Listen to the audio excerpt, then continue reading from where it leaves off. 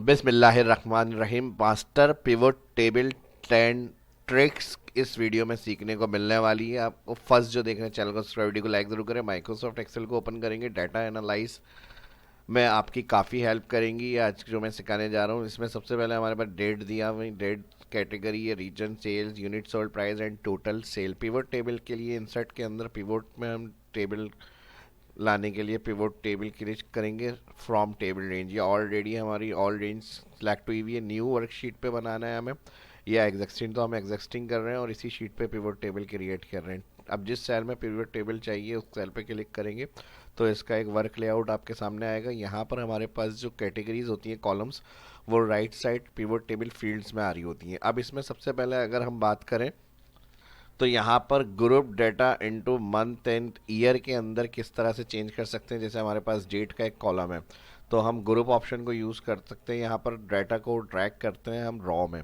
जो चीज़ हमें रॉ में प्रिंट करनी है वो फील्ड हम रॉ में ड्रैग करेंगे तो यहाँ देखें डाटा शो हो गया हमारे पास।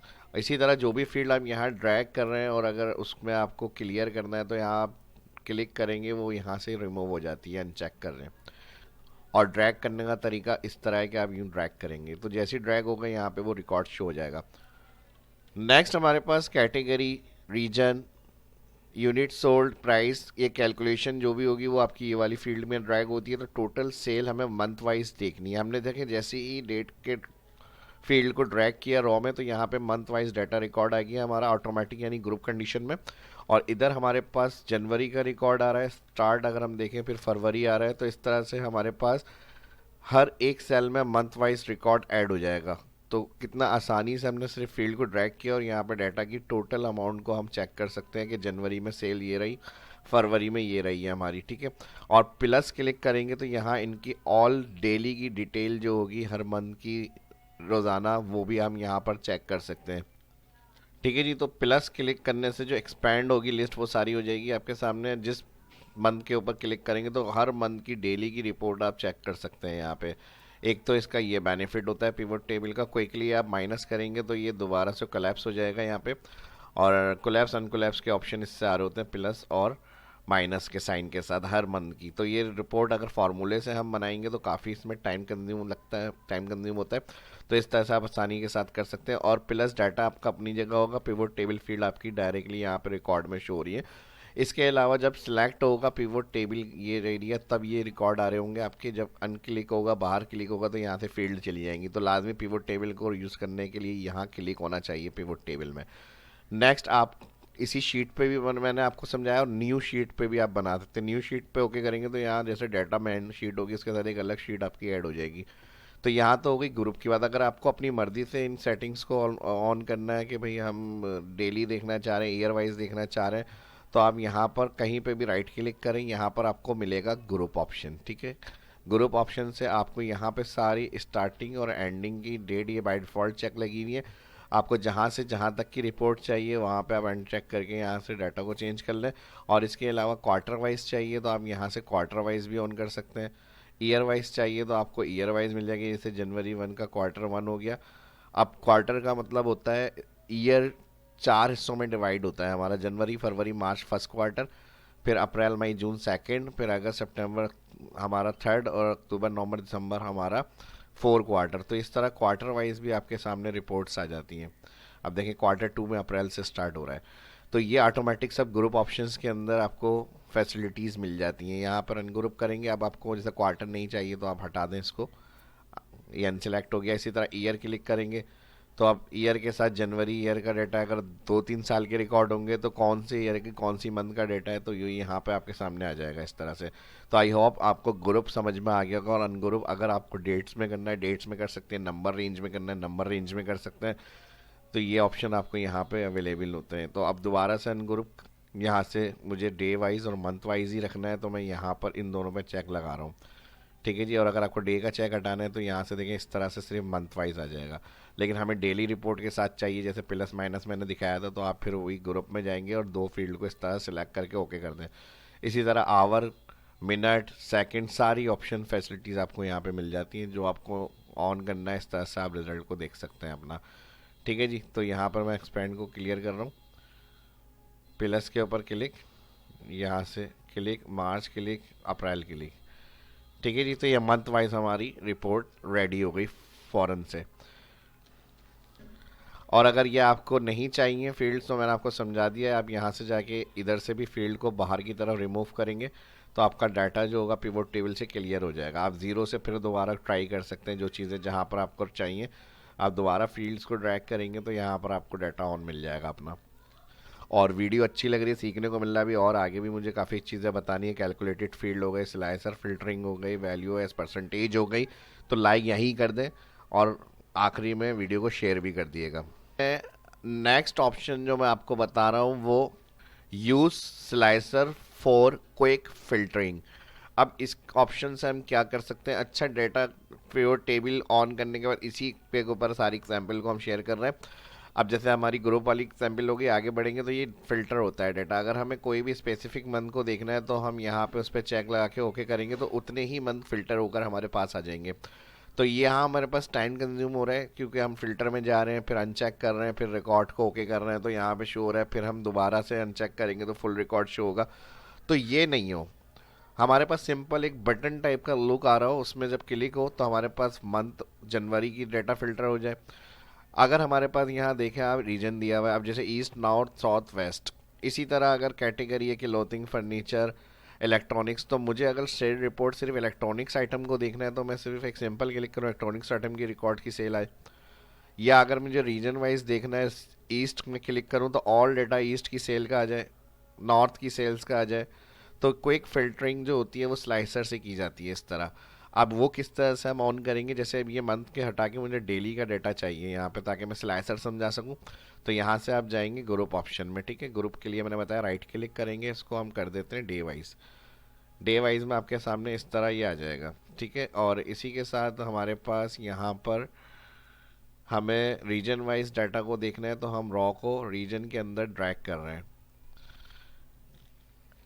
अब क्योंकि दोनों रॉ में हमने रीजन और डेट एक साथ ऐड किया हुआ है तो ये कुछ इस तरह से हमारे सामने आ रहा है, लेकिन हमें अलग सेपरेट कॉलम करना है इनका। तो मैं रीजन को नीचे फील्ड में शिफ्ट कर रहा हूँ और डिज़ाइन मेन्यू में यहाँ से हम कर देंगे इसको शो इन आउटलाइन फॉर्म।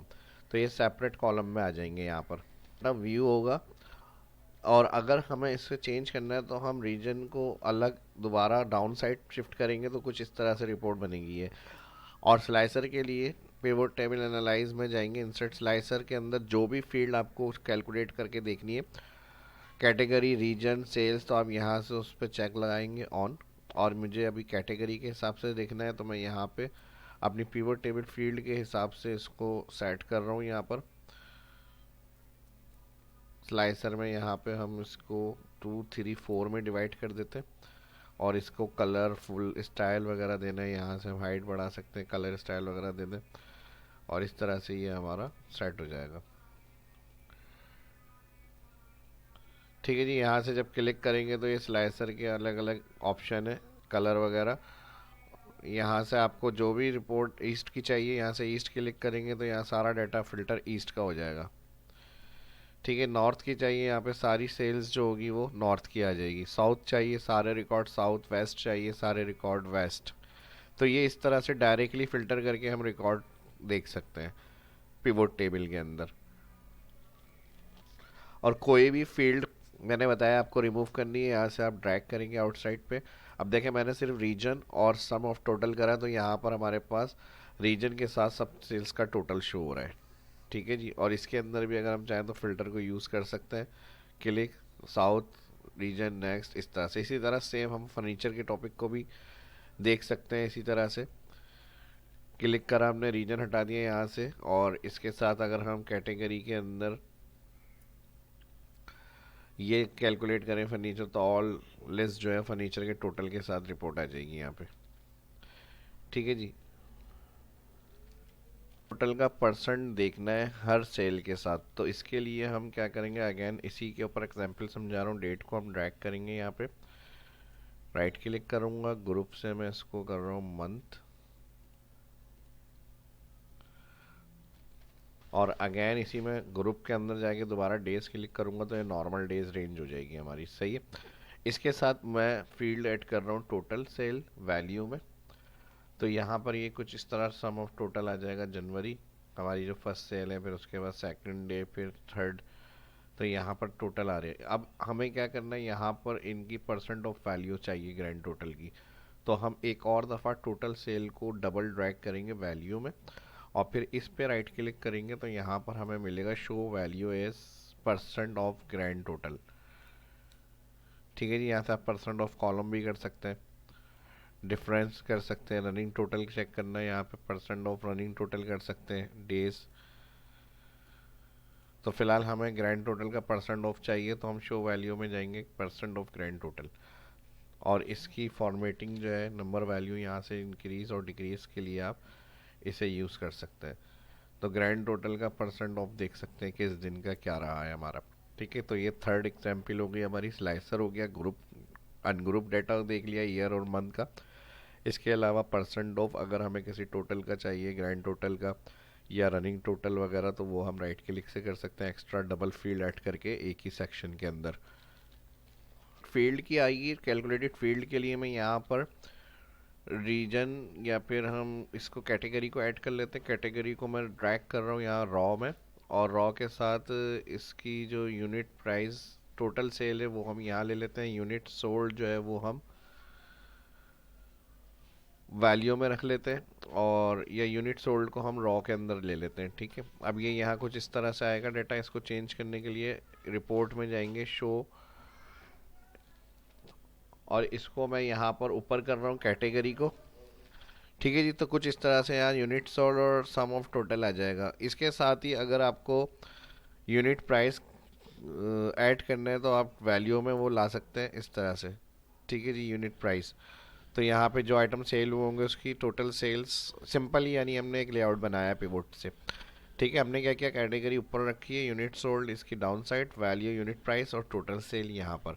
अब इसके जो एक्सपेंड ऑप्शन है ये मुझे नहीं चाहिए, राइट क्लिक करेंगे यहाँ पर पिवोट टेबल ऑप्शन में, डिस्प्ले, और यहाँ से कर देंगे इसको अनचेक और ओके। ठीक है, तो ये कुछ इस तरह का डाटा हो जाएगा यहाँ पे। अब इसके अंदर अगर आपको यूनिट प्राइस रखना है तो आप रख लें, वरना तो इसको रिमूव कर लें यहाँ से। कुछ इस तरह से ये फील्ड आ जाएंगी हमारे पास, और ये जो ब्लैंक रो आ रही है ये मुझे नहीं चाहिए हेडिंग के साथ। इसको मैं डिज़ाइन में जाऊँगा, रिपोर्ट में show tabular, show in tabular form. तो ये इस तरह कंटिन्यू डाटा हो गया हमारा। अब हमें इसमें क्या करना है भाई, यूनिट सोल्ड हो गया, टोटल सेल्स हो गई, और इसके साथ ही अगर हमें यूनिट सोल्ड रखना है तो रख लें, वरना तो इसको भी हम हटा सकते हैं। तो ये इस तरह आ जाएगी, लेकिन यूनिट सोल्ड रखने की वजह यही है, कंट्रोल जी कर रहा हूँ मैं, ताकि हमारे पास इस तरह से डाटा आ जाए ये रिपीट फॉर्म में। तो हमें क्या करना है, एक तो हम यहाँ पर अगर यूनिट प्राइस भी ऐड कर लेते हैं तो कोई प्रॉब्लम नहीं है। यूनिट प्राइस का कॉलम ऐड हो गया, इसको ऊपर कर लें हम, तो ये सिंपल हो गया भाई। एक थी 103 मल्टीप्लाई हो गई, 2 थी 2301 की यूनिट प्राइस थी, और सेल्स हो गई 601 की। अगर हमें एक अलग से इसकी कैलकुलेट फील्ड ऐड करनी है किसी भी कैलकुलेशन के हवाले से, कि भाई इसके अंदर आप 50-50 प्लस करें, एक मिसाल दे रहा हूँ मैं आपको, तो यहाँ से आपने जाना है पिवट टेबल एनालाइज, और यहाँ पर फील्ड आइटम में मिलेगा कैलकुलेटेड फील्ड। अब फील्ड नेम क्या होना चाहिए, फील्ड नेम ये होना चाहिए कि इंक्रीमेंट सेल्स पर्सन को जो है वो मिलेगी इंक्रीमेंट, सेल्स इंक्रीमेंट है। ठीक है, तो यहाँ पर हमने क्या करा, formula total sales, insert field, और इसका मल्टीप्लाई कर दिया 2%। ठीक है जी, जो भी यानी सेल्स होगी उसका 2% जो होगा वो हमारी सेल्स पर्सनस को जाएगा। तो यहाँ पे मल्टीप्लाई कर दिया हमने 2% और ओके कर दिया। अब अगर हम यहाँ चेक करें, थोड़ा सा स्क्रॉल करेंगे इसको, तो यहाँ हर सेल का 2% जो होगा वो हमारे सेल्स पर्सनस को देना है। ठीक है जी।